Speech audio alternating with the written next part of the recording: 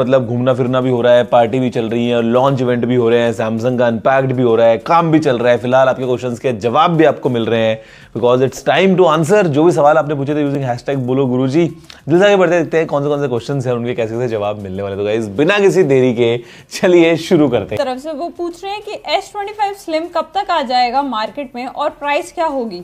S25 as actually slim नहीं है इसका नाम, हम सबकी ज़बान पे शायद नाम स्लिम ही लगा हुआ है, बट ऑफिशियल जो नाम रखा है सैमसंग ने वो है सैमसंग गैलेक्सी S25 एज। और ये मुझे लगता है मार्केट में रफली 3-4 महीने बाद आना चाहिए, and pricing should be somewhere between S25 plus and S25 ultra. क्योंकि जितना मैं देख के समझ पाया, मुझे लगता है कि ये S25 प्लस जैसे स्क्रीन था 6.7 इंचेस उस साइज में आएगा। बैटरी ऑफ कोर्स कम हो जाएगी कैपेसिटी, बिकॉज फ़ोन काफ़ी स्लिम है, और कैमरा जो है वो ड्यूअल है। मुझे लगता है कि एक नॉर्मल होगा और एक अल्ट्रा वाइड होगा, टेलीफोटो शायद नहीं होगा। 8 इलीट तो प्रोसेसर होगा मतलब, बट देन अगेन थोड़ा सा मतलब अभी केवल टीज किया है सैमसंग ने, तो डिटेल्स ज़्यादा क्लियर नहीं है, बट आई थिंक 2-3 महीने बाद आएगा S25 एज। आयुष जानना चाहते हैं सैमसंग के अनपैक्ड में बेस्ट क्या लगा? आयुष भाई को बेस्ट तो बहुत कुछ लगा, मतलब दो ओवरऑल एक्सपीरियंस जहाँ पे आप लाइव देखते हो इवेंट को, अनाउंसमेंट्स आपके सामने होते हैं, तो मतलब वो तो एक अच्छी फीलिंग है ही। हमको 4 नए डिवाइसेस मिले हैं, जिसमें से अगर हम S25 एज को हटा भी दें खैर, तो ऑफकोर्स S25, 25 प्लस, 25 अल्ट्रा 3 हमको मिले हैं। I will try the S25 ultra, मतलब मैं उसमें अपना सिम लगाऊंगा ऑफकोर्स और मैं यूज़ करूंगा, बिकॉज दमदार फ़ोन है। बट मुझे मतलब AI को के पूरा फोकस था, अगर आपने भी नोटिस किया हो इस बार इवेंट में, और अब इसको यूज करने के बाद में एक्सपीरियंस हम करेंगे और तब देखेंगे कि यार कितना ज़्यादा इंपैक्टफुल है ये कि AI आपके स्मार्टफोन का जो ओवरऑल एक्सपीरियंस है ना उसको कैसे एनहांस कर देता है। Because hardware point of view से मतलब जैसे ज़्यादा आपको कुछ मेजर देखने को नहीं मिला है चेंज। हाँ, डिज़ाइन में थोड़ा चेंज हुआ है S25 अल्ट्रा में, बट अभी आई एम एक्साइटेड कि जब मैं यूज़ करता हूँ One UI 7 के ऊपर इन फोन्स को, और गैलेक्सी AI को जब हम यूज़ करते हैं, तो वो कहाँ कैसे कैसे जो है वो लाइफ में वैल्यू ऐड करता है। साहिल पूछ रहे हैं क्या Vivo X80 2025 में ले सकते हैं? 33K का मिल रहा है। नहीं यार, X80 जो है मेरे भाई देखो पुराना फ़ोन है, उसके बाद में X90 आ गया, फिर X100 आ गया, अभी X200 भी आ गया, और वीवो के नाम पे फ़ोन अगर आप ले रहे हो X80 और वो भी 33,000 में, not at all a good choice. Mohit जानना चाहते हैं iPhone 17 कब लॉन्च होगा? मोहित भाई सितंबर में लॉन्च होगा, एकदम बिल्कुल पक्का। देखो एप्पल जो है वो सितंबर का महीना एकदम अपना फिक्स रखता है, एकदम मतलब बिल्कुल गारंटीड। तो सितंबर के महीने में आपको मिलेगा नया वाला iPhone 17, और देखते हैं जो iPhone 17 एयर है वो उस टाइम पे आता है या नहीं आता। मुकेश कह रहे हैं wanted to know if Apple Pay is going to come soon in India and do you use Apple Pay, और अगर Apple Pay यूज करना है इंडिया में, कोई बैंक सपोर्ट करता है क्या? यार एप्पल पे इंडिया में पता नहीं कब आएगा, टू बी ऑनेस्ट, मतलब I don't know in details, लेकिन येस आई यूज एप्पल पे। मैं तो एप्पल पे को बहुत ज़्यादा यूज़ करता हूँ, मतलब जैसे आपको अगर दिखाऊंगा ना, अभी दिखा सकता हूँ क्या मैं, जैसे ये देखो, ये मेरा कार्ड आ गया है और ये आ गया है, अभी दिखा रहा है होल्ड नियर रीडर, तो ये कार्ड है मेरा, नीचे दूसरा कार्ड आ गया है। तो एप्पल पे का सीन ये है कि इंडिया में काम करता है, मैंने इंडिया में बहुत बार जो है वो इससे पे किया है। मेरा कार्ड इंडिया का नहीं है, लेकिन मैं इंडिया में जब होता हूँ तो इंडिया में आई कैन यूज़ एप्पल पे बड़े आराम से, तो इंडिया में चलता है। बट आपको सेटअप जो है वो आप इंडिया में नहीं कर पाओगे, because Indian banks are not supported. तो जैसे मेरा तो दुबई के अकाउंट्स हैं, तो मेरा कार्ड एडिड है और मैं दुनिया भर में जाता हूँ, अपना टैप करता हूँ, एप्पल भी चलता है, एप्पल वॉच भी चलता है, सब कुछ। अब इंडिया में जब आएगा तब देखेंगे कब तक आता है, और ऑफकोर्स एक बार अगर आएगा तो फिर तो जो भी आपके इंडियन बैंक्स हैं वो तो ऑफकोर्स जो है वो काम करेंगे इसके साथ में। महावीर कह रहे हैं my age is 18, I'm going to begin my engineering college, which laptop should I buy for multitasking and for 4 years? Mahavir भाई देखो, अगर आपको गेम्स नहीं खेलने हैं, मैं आपको एक मैकबुक रेकमेंड करूंगा यार, 4 साल तक चलेगा भी बड़े आराम से, लंबी बैटरी होती है, परफॉर्मेंस अच्छी होती है, रिलायबिलिटी भी अच्छी होती है, ऑल टुगेदर मतलब आप कहीं प्रेजेंटेशन दे रहे हो, कुछ भी कर रहे हो, वो ना अटकता है मोस्ट केसेस में। हाँ ठीक है, ऐसा नहीं है कि कभी नहीं अटकता, but I am just saying. तो मैं आपको एक मैकबुक रेकमेंड करूंगा, मैकबुक एयर आपके लिए एक अच्छा ऑप्शन रहेगा। But yes, if you are very specific about कि आपको गेम्स वगैरह भी खेलने हैं एंड ऑल दैट, तो फिर तो आपको एक विंडोज़ मशीन चाहिए होगी। देन यू कैन चूज़, आपको जो भी लिनोवो का लीजन हो गया फॉर एग्जाम्पल, लेजर प्रेडेटर हो गया, दिस दैट, ऐसे उसका जो टफ बुक वगैरह आता है, तो वो तो फिर आप बहुत सारे ऑप्शन है देखो then to choose from. But practically speaking 4 साल तक अगर आपको यूज़ करना है कॉलेज एनवायरनमेंट में, MacBook Air is a very good choice. Harsh जानना चाहते हैं नथिंग फोन 2 लेना चाहिए कि नहीं लेना चाहिए? हर्ष भाई अभी तो नहीं लेना चाहिए यार, अभी तो नथिंग फोन 2 काफी टाइम हो गया ना, अभी तो नथिंग फोन 3 या 3A वगैरह जब आएगा तब देखना। Nothing phone 2 right now I don't think is a wise choice अभी के लिए। अंकित कह रहे हैं आज के टाइम पे जो सारे फोन्स इवन मिड रेंज में भी फास्ट चार्जिंग के लिए 45 वॉट, 65 वॉट, इवन 80 और 120 वॉट भी दे रहे हैं, but premium brands like Apple और सैमसंग इतने कम चार्जिंग स्पीड पे क्यों स्टॉप है, 23 वॉट्स या फिर 45 वॉट्स? यार दे कांट, मतलब एकदम देखो ना, एक्सपेरिमेंट एक तो because they are too big, ये समझना।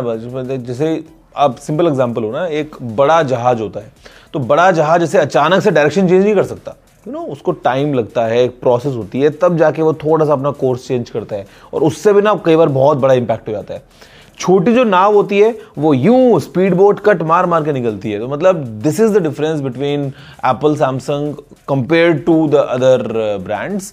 और दूसरा फिर कहीं ना कहीं इनको लगता है कि yes this is the right optimised speed, जहाँ पे because they would never want safety को लेके जरा सा भी इधर उधर चीजें हिल जाएं, तो मतलब एकदम सेफ रहते हुए डिसेंट स्पीड के साथ में आई थिंक ये एक स्वीट स्पॉट इन ब्रांड्स को मिल गया है। फ्यूचर में खैर देखते हैं, अगर हम किसी और टेक्नोलॉजी की बात करते हैं तो थिंग्स माइट चेंज। कुलदीप कह रहे please make long term review of Vivo X200 Pro as I can see you have been using it since its launch. यार मैं तो यूज कर रहा हूँ अभी S25 अल्ट्रा में सिम डालूंगा इससे।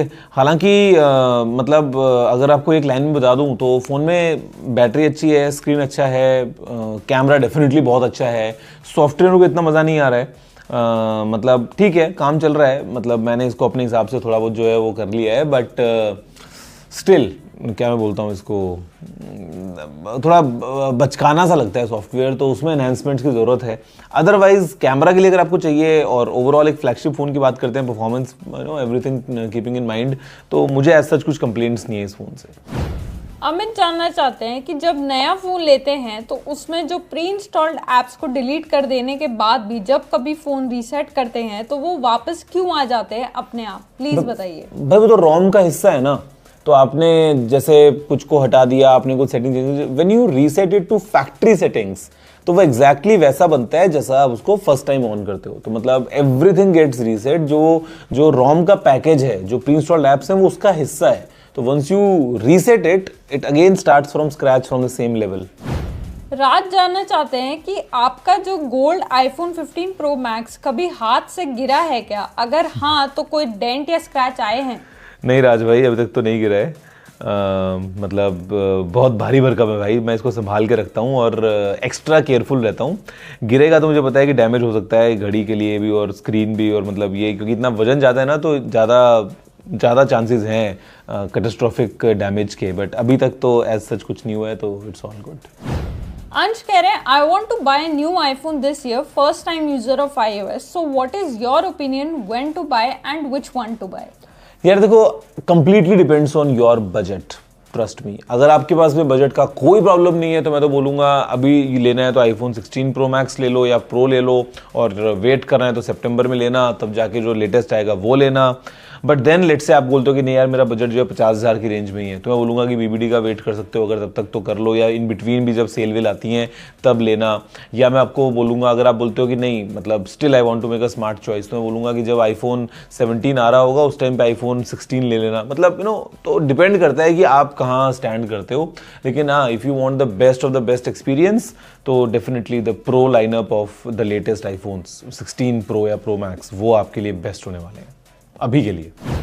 देव कह रहे हैं कि I am using OnePlus 8 Pro for last 4 years, next device OnePlus 13 और Samsung S25 series, which one should I buy? यार आप OnePlus 8 Pro 4 साल यूज कर चुके हो, अभी आपको नया फोन लेना है अगर, तो देखो इजी चॉइस मेरे लिए रेकमेंड करना होगा OnePlus 13।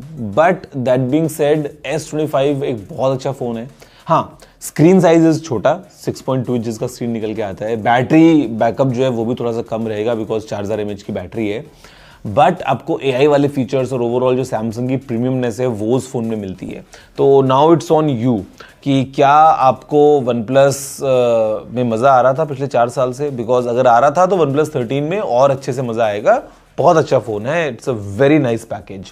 लेकिन अगर आपको लगता है कि नहीं यार आपको सैमसंग में जाना है और ट्राई करना है तो S25 बहुत अच्छा फ़ोन है। But the only thing I will let you know पहले से ही कि थोड़ा स्क्रीन आपको छोटा लग सकता है शायद, और बैटरी को लेके जो है अगर आप एक हैवी यूज़र हो तो थोड़ा सा आपको कंसर्न हो सकता है।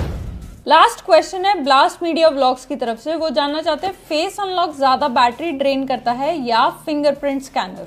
भाई इतना तो मतलब क्या बताऊँ मैं। चलो अगर एकदम हम क्या बोलते हैं उसको बारीकियों पे आ जाएंगे कि कितने जो है वो मिली एम्प का करंट कहाँ से गया और कैसे क्या हुआ, मुझे ऐसा लगता है कि fingerprint scanner is more kind of क्या बोलते हैं उसको पावर हंग्री अगर हम बात करते हैं तो। बिकॉज कैमरा को ट्रिगर करना और स्कैन, देखो स्कैन होने के बाद में आपने फिंगरप्रिंट को भी स्कैन किया, दैट ऑल्सो इज प्रोसेस्ड। तो लेट्स अज्यूम कि प्रोसेसिंग में दोनों की बराबर पावर लग रही है। आपके फेस का उसने कैप्चर किया और उसको मैच किया अगेंस्ट द सेव्ड फेस, या फिर फिंगरप्रिंट को कैप्चर किया और मैच किया। तो मैचिंग को अगर हम सेम मान लें, प्रोसेसिंग को सेम मान लें, तो मुझे लगता है कि फिंगरप्रिंट स्कैनर जो है उसमें थोड़ी सी ज़्यादा पावर लगनी चाहिए। I might be wrong, completely wrong, but ये मेरा तुक्का है। अब आप एक दिन क्या करना ना, आपको लिए एक टास्क देता हूँ मैं, कुछ मत करना, एक बार अपने फ़ोन को फुल चार्ज करना और उस फ़ोन को सीधा lock unlock lock unlock lock unlock करते रहना फेस दिखा दिखा के, और ऐसे 1000-2000 बार अनलॉक कर देना। तब देखना कि आपके फ़ोन की बैटरी कितने % गिरी। फिर दोबारा फ़ोन को फुल चार्ज करना और फिर उस टाइम पे फिंगरप्रिंट स्कैनर से करना वही सेम 1000-2000 बार जो भी आपने किया होगा, और फिर देखना कि बैटरी किस में गिरी। तब आप बेटर रिसर्च करके बता पाओगे कि दोनों में से ज़्यादा पावर कंजम्पशन किस में होता है। That's it. ओके तो गाइज यही थे सवाल जिनके आपको जवाब मिल गए हैं, और आपको आगे आने वाली वीडियोस भी मिलने वाली हैं बहुत जल्दी जल्दी। अगर आपको वीडियो पसंद आया होगा तो लाइक और शेयर करना मत भूलना, चैनल को सब्सक्राइब भी कर लीजिए। और अगर आपको कोई और सवाल है फॉर द नेक्स्ट एपिसोड तो you know the drill, it's pretty easy. मतलब आपको केवल #बोलो गुरुजी यूज